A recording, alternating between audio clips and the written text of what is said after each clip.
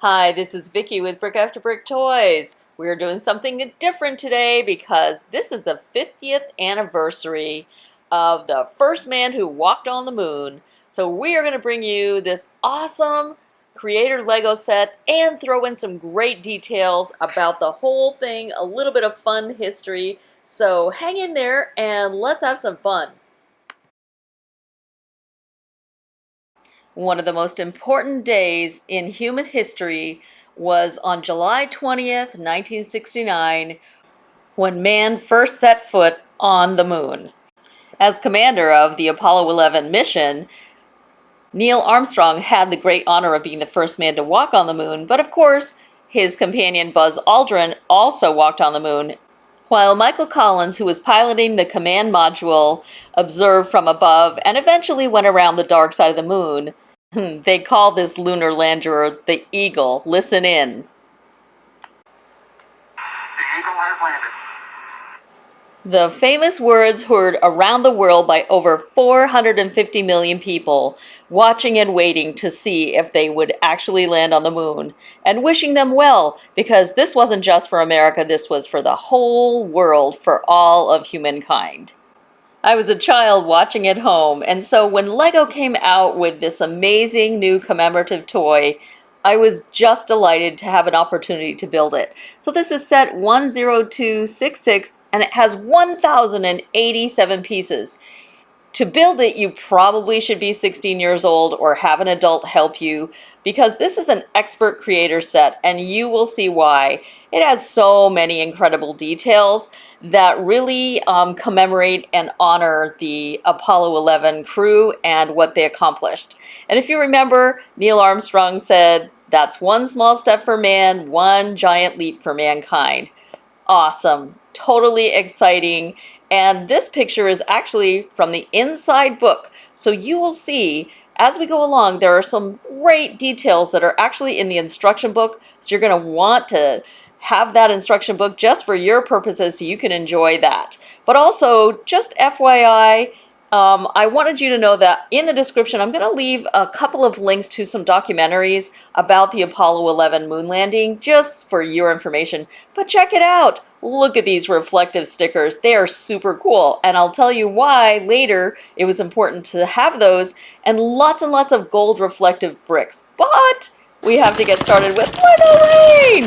Because even though there's no rain in space, there are meteor showers. So, Lego rain! That's a lot of Lego pieces. Take a look at the original Eagle, or Lunar Modular lander, and then the Lego version. They look really close. I think Lego designer did an excellent job with this. But let's get started. This is President Kennedy. We choose to go to the moon in this decade and do the other things, not because they are easy, but because they are hard.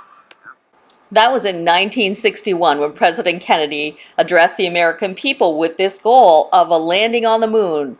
The amount of research and dedication that was required to accomplish this task has continued to bless humankind because of the research and technology that went into this incredible goal which the American people had. Awesome, check it out. So here is the Saturn V rocket. It's humongous, and at the very top is the command module and the other things that were required to land on the moon. If you look at it, the proportion back then, they had to have a gigantic rocket in order just to overcome inertia and gravity, just to get the rocket off the ground. But they did lift off, and history was made. So let's check out a few details about NASA before we show you the Lego module. In 1958, the National Aeronautics and Space Act, NASA, was passed, expressing that it is the policy of the United States that activities in space should be devoted to peaceful purposes for the benefit of all mankind. As a result, the NASA was founded over 60 years ago for the purpose of leading peaceful exploration into space. Since then, NASA research has not only led to the exploration of space, it has also made great advances in aviation, helped to develop a commercial space industry, enriched the United States economy, created jobs, and strengthened national security. There were, of course, other NASA programs like Mercury, Gemini, and other Apollo missions that got them to the point where thousands of experts and scientists and engineers were able to help Apollo 11 get to the moon. Apollo 8 was the first manned spacecraft to orbit another celestial body, the moon, while the final Apollo 17 mission was the sixth moon landing. The program was not only groundbreaking in terms of space exploration, it catalyzed technological development in avionics, telecommunications, and computers. Keep in mind that the computer on board was designed by MIT, and it provided the guidance and navigation. But did you know that that is comparable to the first generation home computers that people had in the late 1970s? But it is comparable to a simple calculator today. All right, let's check out this amazing, beautiful Apollo 11 lunar lander. And of course, you have to have Lego footsteps to honor Neal Armstrong, who was the first man to walk on the moon. Listen in. One small step for man,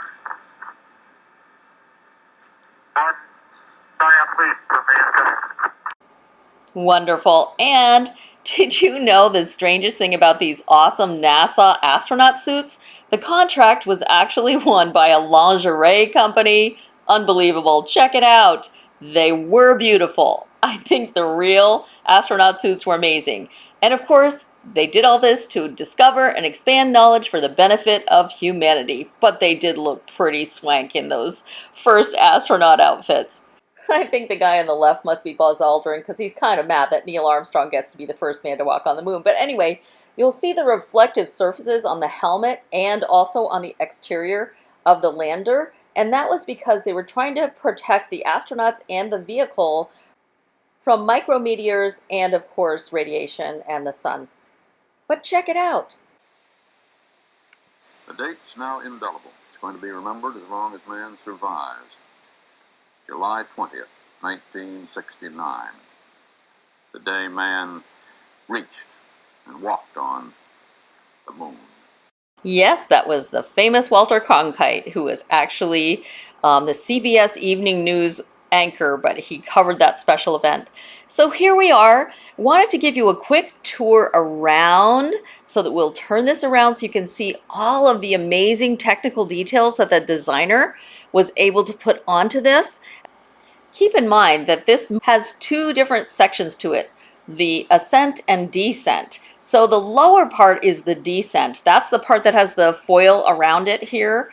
And underneath there is a rocket module that also helped to lower it to the surface of the moon. The upper part is the ascent, or the part where they had to blast off of the moon, and it has its own rocket underneath as well. The lower half here has a couple of secret compartments in it, and we're going to show you those in just a minute. And it also has some really great like plaques and things like that that they actually left behind on the surface of the moon.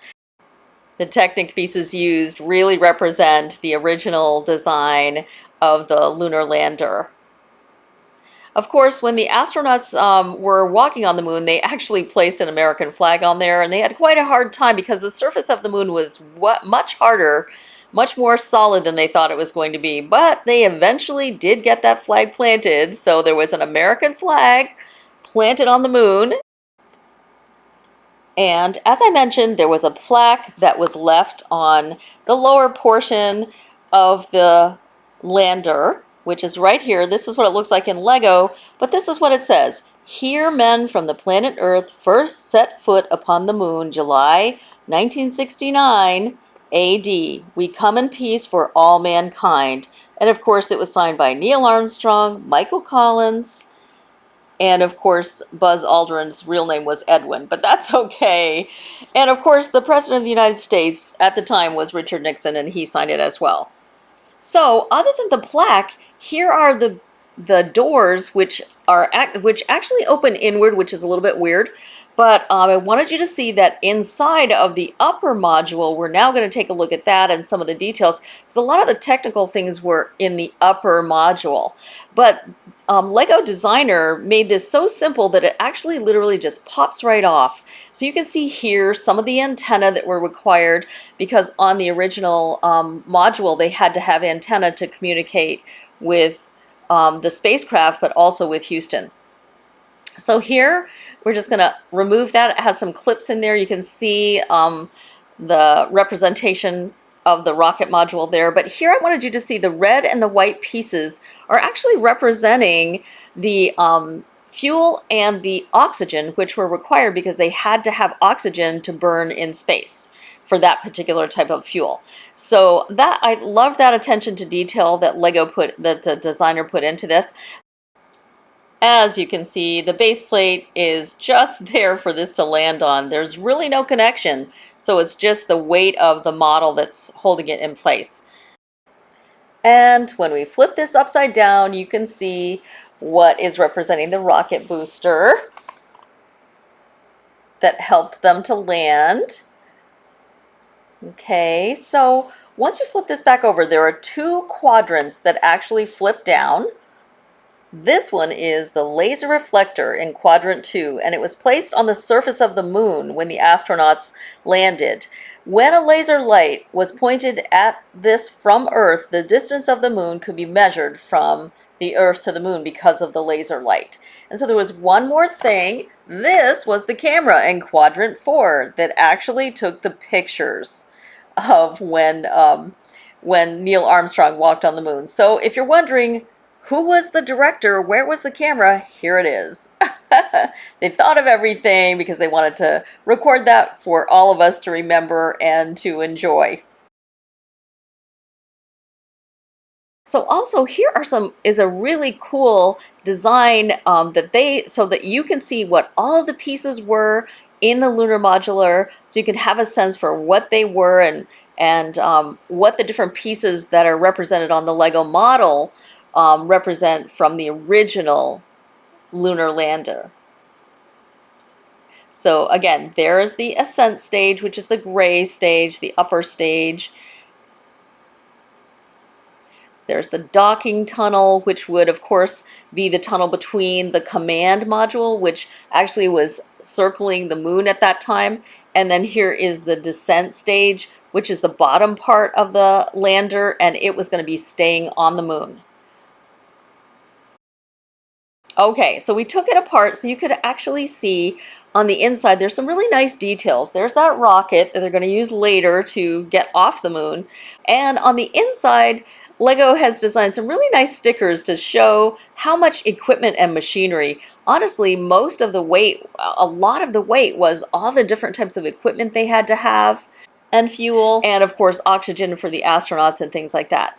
But inside this little mini module, there was room for them to stand. Not a lot of room, but there was some room for them to stand. So here's the other side of it, and there are the stickers showing the different gadgets, representing the different gadgets that would have been inside for the astronauts, the equipment that they had to monitor and the job they had to do.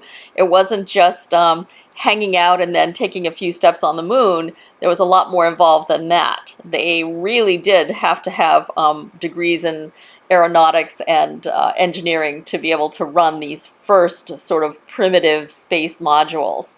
And here again are some more stickers to represent more of the equipment inside. And there are two jumper plates, so the astronauts, I'll show you in just a second, more stickers on this side. So the two jumper plates are so that you can actually place the astronauts inside. There they are, doing their work. They're really, really busy in there. Okay, so I love how beautifully this went together quite well. Like I said, this is an expert set, so you would not want probably either an adult or a teen who would be able to do that. Here is the whole thing back together. We're going to give you a quick bird's eye view once again, and then we're going to give you the timeline of what actually happened that week 50 years ago.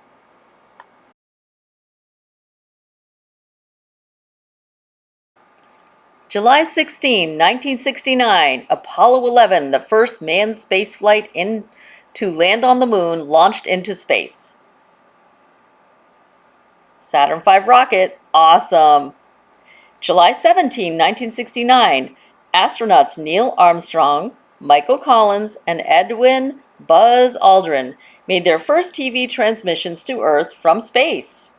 July 20th, 1969, Armstrong and Aldrin boarded the lunar lander Eagle and disengaged from the Apollo command module Columbia. The lunar lander touched down on the moon in the Sea of Tranquility, and the two astronauts spoke to President Nixon from the moon's surface. They spent 2.5 hours collecting samples, setting up equipment, and taking pictures and leaving special items. After 7 hours of sleep on July 21st, 1969, after a rest period, the module ascended and returned to Command Module Columbia and docked, reuniting Armstrong and Aldrin with Collins. The lunar lander was then jettisoned into lunar orbit. On July 22nd, 1969, the way back to Earth, a mid-course correction and 2 more television transmissions were made. And on July 24th, 1969, the Apollo 11 capsule and astronauts on board landed back on Earth, splashing down into the Pacific Ocean. Home and safe. And then, believe it or not, they went on a worldwide tour and met tons and tons of people who had watched them and cheered them on. And the one thing that people kept saying is, "We did it," which made them realize that they weren't just doing this for America, they were doing this for the whole world and all of humankind. I hope you enjoyed this video. I hope you learned something about the incredible people who were on the Apollo 11 lunar landing mission, and appreciate the incredible technology that we all have as a result from such hard work and research. Have a wonderful day and have fun building your Lego world.